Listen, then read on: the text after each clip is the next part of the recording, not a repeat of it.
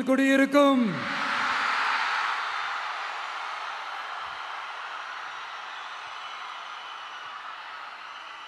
தமிழக மக்கள் உங்கள் அனைவருக்கும் என்னுடைய வணக்கமும் என்னுடைய நன்றிகளும். குறிப்பா திருச்சி கிழக்கு தொகுதி மக்கள் உங்கள் அனைவருக்கும் என்னுடைய ஸ்பெஷல் வணக்கமும் ஸ்பெஷல் நன்றிகளும். இதை நான் ஏன் இப்படி சொல்றேன்னா, என்னை இப்போ பெரம்பூர் தொகுதி எம்எல்ஏன்னு தான் சொல்லுவாங்க. பட் ஆனால் அது எலெக்ஷன் கமிஷனோட அந்த சட்ட விதிகளுக்கு மட்டும்தான் அப்படி.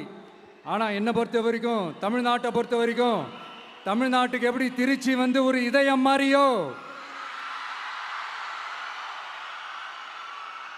அந்த மாதிரி என்னோட இதயத்துக்கு திருச்சி கிழக்கு தொகுதி மக்களும் ரொம்ப ரொம்ப ரொம்ப க்ளோஸ் தான்.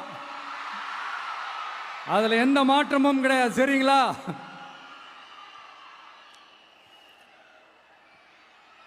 ஆட்சிக்கு சில வாரங்கள் கூட ஆகல. 6 மாசம் அமைதியா இருப்போம்னு சொன்னவங்களாம் 6 நாள் கூட அமைதியா இருக்க முடியல. ஆட்சிக்கு அரை மணி நேரத்திலே ஆரம்பிச்சிட்டாங்க. பாவம், ஒரு கல்யாண வீட்டிலலாம் போய் புலம்பிட்டு இருக்காங்க. நான் சொன்னதெல்லாம் நடக்குதா? 1 by 1 எல்லா புலம்பல்ஸும்.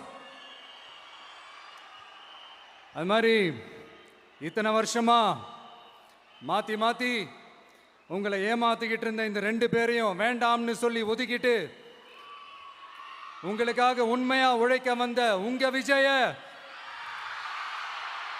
உங்க அண்ணன, உங்க தம்பிய முதல் அமைச்சரா இல்ல முதல் சேவகனா ஆக்கியிருக்கிறீங்க. தலை வணங்கி ஒட்டுமொத்த தமிழக மக்களுக்கும் இந்த நேரத்தில் என்னுடைய நன்றியை தெரிவிச்சுக்கிறேன். இந்த நேரத்தில் எங்களுக்கு ஆதரவு தெரிவிச்ச அத்தனை இயக்கங்களுக்கும், அத்தனை இயக்கத்தின் தலைவர்களுக்கும் மீண்டும் என்னுடைய நன்றியை தெரிவிச்சுக்கிறேன்.